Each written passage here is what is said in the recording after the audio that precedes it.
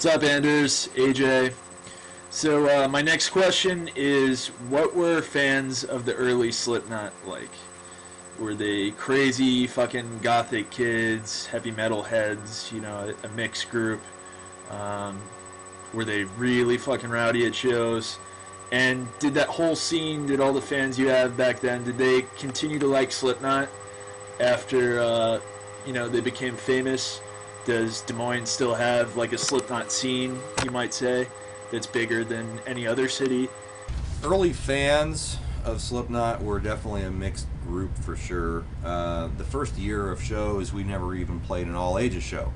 They were all 21 and older, so we had the 20 something drinking crowd in there for the most part.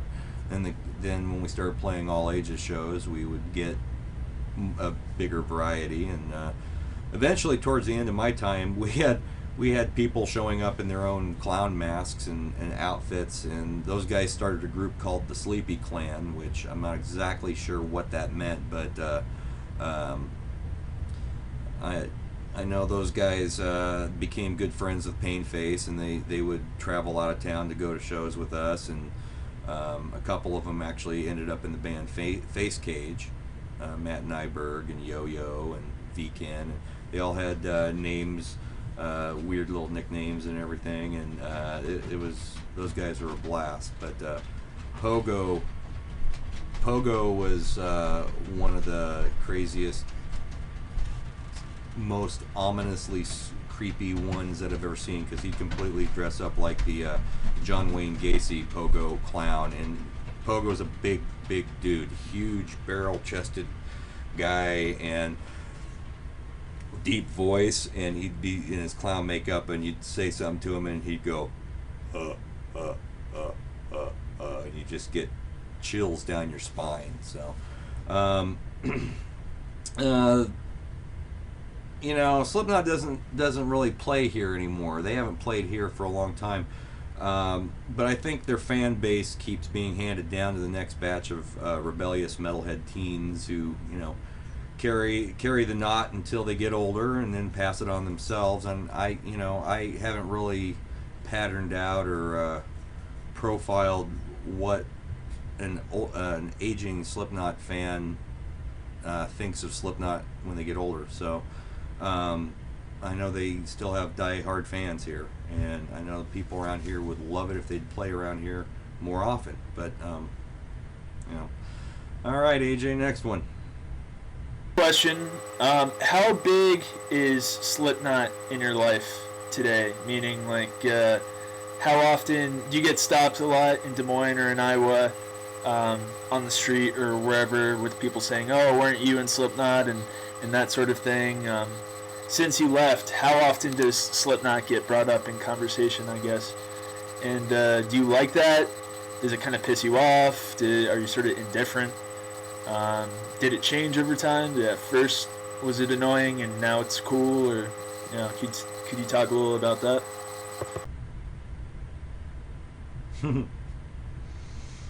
People around here know me, so I don't get stopped because of my time in Slipknot.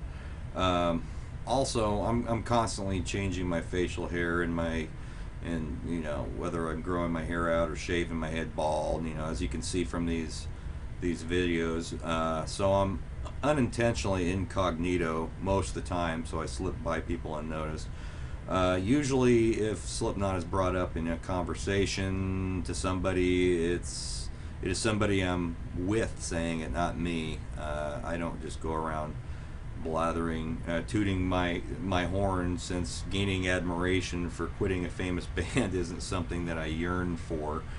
But I get a lot of people that will see me if they pass by me, and they'll go, "Hey, Anders," a lot of them know me just as much from Painface as they do from Slipknot. So thank you for that question, AJ. On to the next one. Is the reputation that Slipknot has for the early years, when you were in the band, is it merited? And the reputation is that you guys, were just fucking insane, would do anything on stage, from shooting sparks into the audience to beating the crap out of each other on stage. Is all that true? And if so, what's like some of the craziest stuff you were a part of during Slipknot? And what was it like? What was it like behind the scenes in Slipknot? Crazy parties all the time, lots of band fights. What was it like?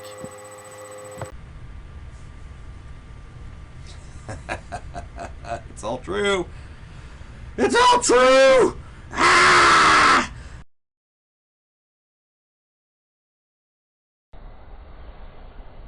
It's all true.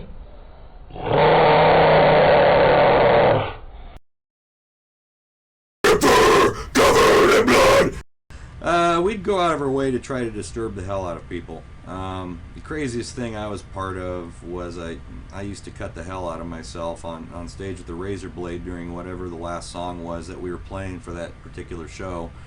I'm not necessarily proud of that fact, but it is what it is. That's what I was doing, and there's a lot of people that didn't like it, especially my own family. But I got some crazily keloided scars on my arms and chest and everything from that. But Sean found a dead crow one time and put it in an empty pickle jar and carried it to every show for a long time until the thing turned to mush. And the rest of us were honestly afraid that he would break the thing and we'd all puke our guts out. Well, Joey might have actually wanted him to do it because he's about as demented as Sean is. As far as crazy parties, I imagine there were a few. I had two little boys at the time at home, so I wasn't at the parties myself. Behind the scenes of a Slipknot show was chaos, making sure everything was right. And it could be pretty tense making sure everything was right. It's funny because in front of the scenes of it was chaos also, so it kind of made sense.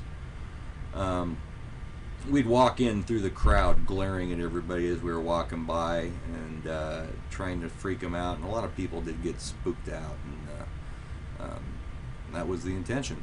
So, alright, moving right along. Next one. Alright, Anders, this is my last question, I think. What were you like when you were in Slipknot? What were you like as a person? How are you different than you are today? When we see videos of you on YouTube now, you seem like a very calm, mature guy in his 30s or 40s, which is in stark contrast to what you seemed like when you were in Slipknot. You were on stage and you do have a stage persona, but I was wondering, were you much crazier back in the 90s when you were in Slipknot? How are you different than you are today? Well, I definitely did more stupid shit back in the early 90s than I do now. But I'm really about the same person I've always been, just wiser, The stage persona you mentioned really is the me inside. It's a very real thing. I can do things there that I wouldn't imagine doing anywhere else, and it's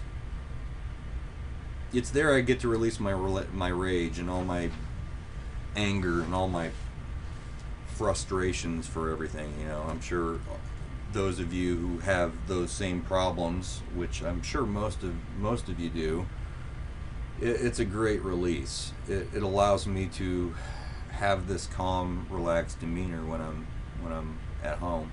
So compared to my Slipknot days, I've really come to understand who I am, and I think, and what I do. But what I want to do is always remain the same, which is do the music thing for the rest of my life. I've grown to appreciate things I used to shit on, including musical styles that the younger metalheads would probably slam me for. Back then I would care about that. Today I can honestly say I think Justin Timberlake is an incredible musician, and I don't care what anybody thinks. And if you think that makes me weak or whatever, I can happily prove you wrong. I finally understand my voice. That's another thing nowadays that's different from before. And it understands me as well. I feel like I've lost a lot in my life, friends and all sorts of other things, and things have just gone down the toilet from time to time, and but I refuse to hold any grudges, and I came out of the womb running at top speed, and my first stop was the brick wall I ran into, and figuratively speaking, now I try not to run so much so I can avoid the damn wall. So it is what it is, but I want to thank you, AJ, for these questions. Very much so. You spent some time on me, and I'm grateful for your passion for something that I was part of. Slipknot isn't something I think about every day, but many, many people do. And hopefully these answers will find those people, and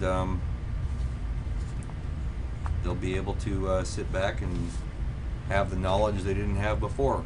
So, AJ, you have a good week along with everybody else who's watching. Keep sending me your questions. AndersColsefni@gmail.com. And once again, if you have any questions for any Painface member, we got Mike, Antonio on guitar, John Hintz on guitar, Dave Baker on bass. Any questions, feel free to ask. Maybe I can get them in here to answer them for you. So, Anders out.